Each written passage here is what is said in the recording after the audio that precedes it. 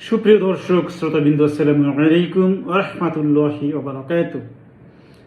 আমাদের চলমান আলোচনার বিষয় হলো কোনটি সবচাইতে বড় গুনাহ, কোরআনের জ্ঞান না থাকা নাকি শিরক করা। নির্ভুল জ্ঞান অর্জনের ইসলামী উৎস ও নীতিমালা অনুসরণ করে প্রথম পর্বে কমন সেন্সের দলিল উপস্থাপন করে আলোচনা করে আমরা জানতে পেরেছিলাম কোরআনের জ্ঞান না থাকা সবচাইতে বড় গুনাহ, আর শিরক করা হচ্ছে অতি বড় গুনাহ তথা অনেক বড় গুনাহ। তো যেহেতু কমন সেন্সের রায় প্রাথমিক রায়, এটা চূড়ান্ত নয়, তাই দ্বিতীয় পর্বে কোরআনের তথ্য উপস্থাপন শুরু করেছিলাম। আর যেহেতু কোরআন যদি কমন সেন্সের প্রাথমিক রায়কে সমর্থন করে তাহলে সেটি হবে চূড়ান্ত রায়। তো দ্বিতীয় পর্বে কোরআনের জ্ঞান অর্জনের নীতিমালা নিয়ে আলোচনা করেছিলাম এবং সেখানে আমি 9টি নীতিমালা উল্লেখ করেছিলাম এবং বলেছিলাম প্রথম 2টি নীতিমালা আমাদের চলমান আলোচনার সাথে অত্যন্ত গুরুত্বপূর্ণ এবং আসলেও 2টি নীতিমালা অত্যন্ত গুরুত্বপূর্ণ, সবচেয়ে গুরুত্বপূর্ণ 2টি নীতিমালা। তো সেই নীতিমালা 2টি হলো কোরআনে পরস্পর বিরোধী কোনো বক্তব্য নেই, একই বিষয়ে সকল আয়াত পাশাপাশি রেখে পর্যালোচনা করে চূড়ান্ত সিদ্ধান্তে পৌঁছানো। তো আজকে ইনশাআল্লাহ আমরা কোরআনের বিভিন্ন আয়াত উপস্থাপনের চেষ্টা করব। তো প্রথমেই সবচেয়ে বড় গুণের বিষয় কোরআনের সূরা লুকমানের 13 নম্বর আয়াতের একটি অংশ উপস্থাপন করছি আপনাদের সামনে। ইন্না শিরকা লাযুলমুন আযীম, নিশ্চয়ই শিরক অবশ্যই অতি বড় জুলুম। দর্শক, এটি সূরা লুকমানের 13 নম্বর আয়াতের শেষ অংশ।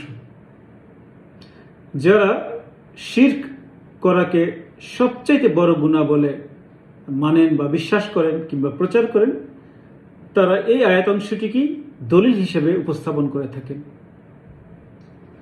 তো আমাদের আজকের আলোচনার বিষয় হলো, বা আমরা আজকে বিস্তারিতভাবে আলোচনা করে দেখার চেষ্টা করব যতটুকু পারা যায়, যে সূরা লুকমানের এই 13 নম্বর আয়াতের শেষ অংশটুকু, এটা দিয়ে শিরক যে সবচেয়ে বড় গুনাহ বলে প্রচলিত সেটি প্রমাণ করা যায় কিনা বা প্রতিষ্ঠা করা যায় কিনা, সেটাই হলো আমাদের আজকের আলোচনার বিষয়বস্তু। তো ইনশাল্লাহ আমরা চেষ্টা করব যতটুকু সম্ভব আজকে উপস্থাপন করার। তো প্রিয় দর্শক, তাহলে সূরা লুকমানের যে 13 নম্বর আয়াতের পুরো অংশটা আপনাদের সামনে বলছি, পুরো আয়াতটি আপনাদেরকে আমি একটু পড়ে শোনাচ্ছি। وَإِذْ قَالَ لُقْمَانُ لِأَبِيهِ وَهُوَ يَعِظُهُ يَا بُنَيَّ لَا تُشْرِكْ بِاللَّهِ إِنَّ الشِّرْكَ لَظُلْمٌ عَظِيمٌ। আর যখন লুকমান তার পুত্রকে শিরক সম্পর্কে উপদেশ দিতে গিয়ে বলেছিল, হে পুত্র, আল্লাহর সাথে শরিক করো না, নিশ্চয়ই শিরক অবশ্যই অতি বড় জুলুম তথা অতি বড় গুনাহ।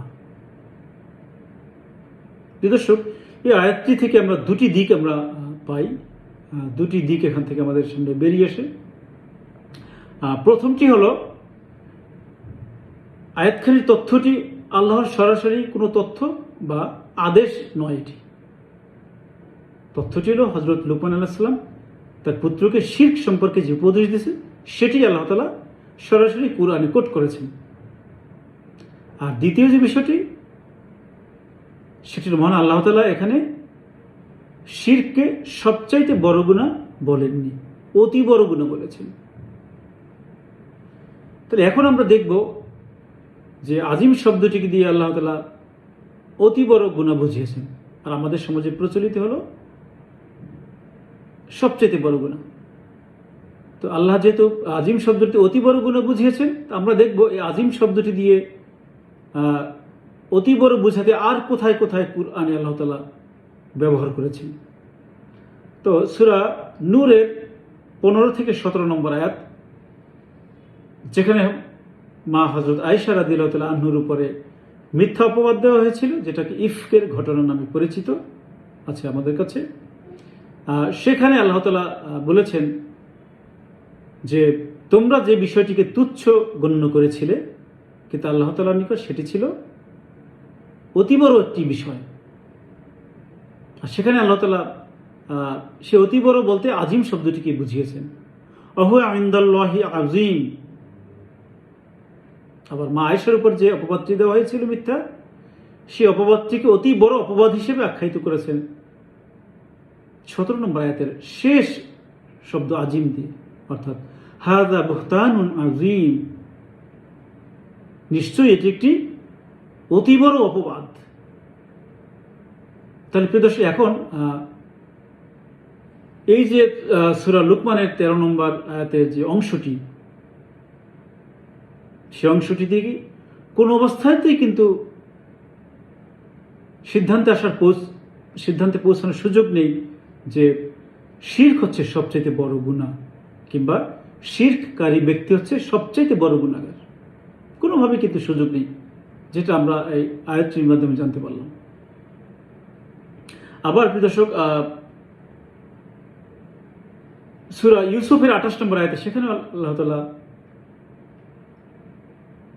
হযরত জুলেখার যে স্বামী আজিজ মিসির, তার স্বামীর যে কথা, ইন্না কাইদাকুন্না আযীম, নিশ্চয়ই তোমাদের ছলনা হলো অত্যন্ত মারাত্মক, সে কথাটিকে আল্লাহ কুরআনে কোট করলেন। এবং সেখানে আজিম শব্দটি কিন্তু সবচাইতে বড় ষড়যন্ত্র আখ্যায়িত করেন, সেখানে কিন্তু অতি বড় ষড়যন্ত্র বা ছলনা বলে আখ্যায়িত করেছেন। ঠিক কিভাবে? সূরা নিসার 48 নম্বর আয়াতের শেষ অংশে, ওয়ামায়ুশরিক বিল্লাহি ফাকাদিফ তার ইসমান আযীমা, আর যে আল্লাহর সাথে শিরক করবে সে অবশ্যই অতি বড় গুনাহ করল। তো দেখুন, এই 3টি সূরার 4টি আয়াতে আজিম শব্দ দিয়ে আল্লাহ তাআলা অতি বড় বুঝালেন, সবচেয়ে বড় বুঝালেন না কিন্তু আল্লাহ তাআলা। তাহলে এখন প্রিয় দর্শক, আমাদের মনে প্রশ্ন আসে যে আল্লাহ তাআলা কুরআনে যেখানে আজিম শব্দটি ব্যবহার করেছেন অতি বড় হিসাবে, সেখানে কিভাবে আমাদের সমাজে প্রচলিত হলো সবচাইতে বড় হিসেবে আজিম শব্দের অর্থ? এটি আমাদের বুঝতে হলে আমাদেরকে ইসলামের প্রাথমিক অবস্থায় ফিরে যেতে হবে, মানুষ সৃষ্টির প্রাথমিক অবস্থায় ফিরে যেতে হবে, যেখানে আল্লাহ তাআলা তার শাহীদভাবে একটি জীবন্তিকা মঞ্চস্থ করেছিলেন। সেখানে আল্লাহ তাআলা নিজে, সকল ফেরেশতা, আদি পিতা হযরত আদম আলাইহিস সালাম, আদি মাতা হযরত হাওয়া আলাইহিস সালাম, সবচেয়ে বেশি ইবাদতকারী জিন এবং ইবলিস শয়তান, সেখানে বিভিন্ন চরিত্র অভিনয় করেছিল। তো সেখানে যতগুলো সংলাপ ছিল, আমি সবগুলো সংলাপ আপনাদের সামনে উপস্থাপন করব না, কারণ তাহলে দীর্ঘায়িত হয়ে যাবে। তো সেখানে আল্লাহ তাআলা হযরত আদম আলাইহিস সালাম এবং হাওয়া আলাইহিস সালামকে লক্ষ্য করে বলেছিলেন, হে আদম, তুমি এবং তোমার স্ত্রী জান্নাতে বসবাস করো এবং যা মন চায় তৃপ্তি সহকারে খাও, কিন্তু এই গাছটির ধারে কাছেও তোমরা যাবে না, তাহলে তোমরা জালিমদের অন্তর্ভুক্ত হয়ে যাবে। তারপর আল্লাহ তাআলা সূরা তহার 117 থেকে 119 নম্বর আয়াতে বললেন,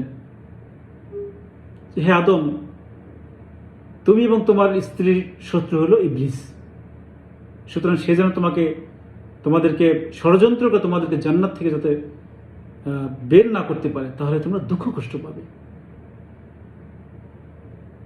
এই দুটি আয়াত থেকে আল্লাহ তাআলা কিন্তু স্পষ্ট করে বলে দিলেন যে কোন কাজটি করা যাবে, কোনটি করা যাবে না। তাহলে এখানে আল্লাহ তাআলা বলে দিলেন যে নির্দিষ্ট একটি গাছের কাছে যাবে না, ফল খাওয়া তো দূরের কথা। কিন্তু ইবলিস ষড়যন্ত্র করে হযরত আদম আলাইহিস সালাম এবং হাওয়া আলাইহিস সালামকে বলল, কসম করে বলল যে আমি তোমাদের হিতাকাঙ্ক্ষীদের একজন। আল্লাহ তোমাদেরকে ওই গাছের কাছে যেতে নিষেধ করেছেন কেন? কারণ হলো যাতে তোমরা অমর হয়ে যেতে না পারো কিংবা ফেরেশতা হয়ে যেতে না পারো, সেজন্য তোমাদেরকে ওই গাছের কাছে যেতে নিষেধ করেছেন। তারপর সে কসম করে বলল যে আল্লাহর কসম, আমি তোমাদের হিতাকাঙ্ক্ষী, আমার কথা বিশ্বাস কর তোমরা।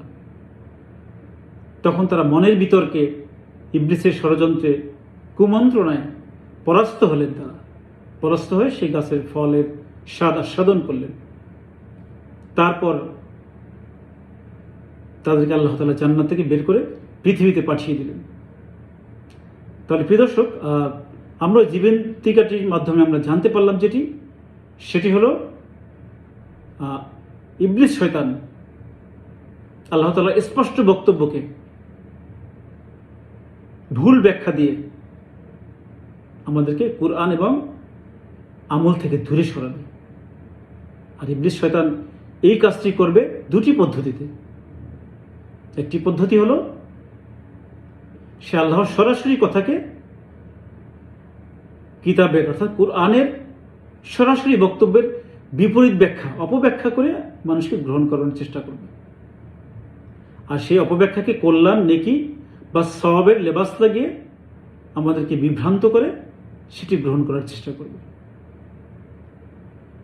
তাহলে প্রিয় দর্শক, আমরা মানুষকে পৃথিবীতে পাঠানোর পূর্বে আল্লাহ তাআলা তার শাহী দরবারে যে জীবন্তিকাটি মঞ্চস্থ করলেন, সেই জীবন্তিকার শিক্ষা থেকে ঘটনা থেকে আমরা স্পষ্ট করে বুঝতে পারলাম ইবলিস এই দুটি স্তরে ষড়যন্ত্র করে মানুষকে আল্লাহর কিতাবের স্পষ্ট বক্তব্য থেকে বিপথ নিয়ে চরমভাবে লাঞ্ছিত করবে, ক্ষতিগ্রস্ত করবে।